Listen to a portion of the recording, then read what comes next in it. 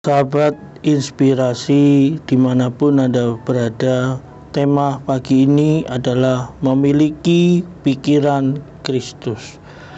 Filipi 2 ayat 5. Hendaklah kamu dalam hidupmu bersama menaruh pikiran dan perasaan yang terdapat juga di dalam Kristus Yesus. Para sahabat inspirasi, kehidupan kita saat ini memang sedang berada di penghujung zaman.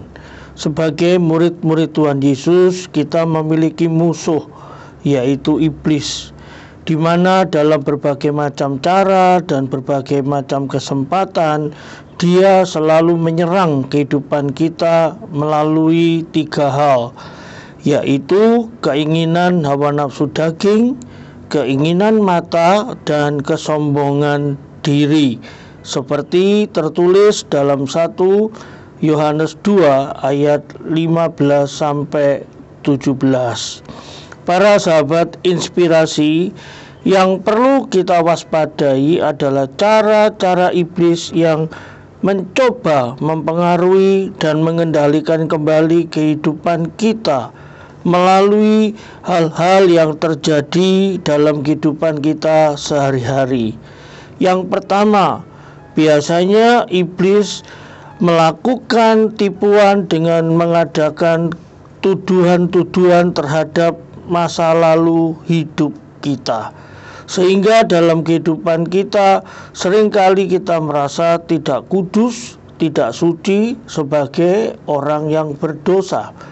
Dengan menanamkan pikiran dan tipuan bahwa kita adalah orang yang berdosa, saya adalah orang yang tidak kudus, itu membuat kita tidak bisa mengalami kemajuan dalam pertumbuhan rohani.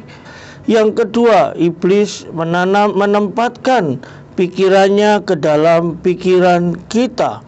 Misalkan kita tahu bagaimana pikiran-pikiran yang benar seringkali digodai dengan pikiran-pikiran yang salah. Apalagi kalau kita memiliki rasa sakit hati terhadap seseorang atau dikecewakan oleh seseorang, maka pikiran negatif kita adalah tidak pernah dapat mempercayai orang tersebut. Iblis menanamkan pikiran-pikiran yang kotor, yang jahat dalam pikiran kita supaya sakit hati kita tidak tersembuhkan, tetapi malah timbul menjadi rasa benci terhadap orang tersebut. Dan yang berikutnya, iblis seringkali juga memanfaatkan kalau kita jatuh di dalam dosa. Dia punya kesempatan yang sangat besar untuk semakin membuat kehidupan kita terpuruk dan tidak kembali kepada Tuhan Yesus. Oleh sebab itu, para sahabat inspirasi dimanapun Anda berada, pikiran merupakan medan perang di mana disitulah iblis bekerja, disitulah iblis menggodai kita, disitulah iblis bertempur dengan diri kita.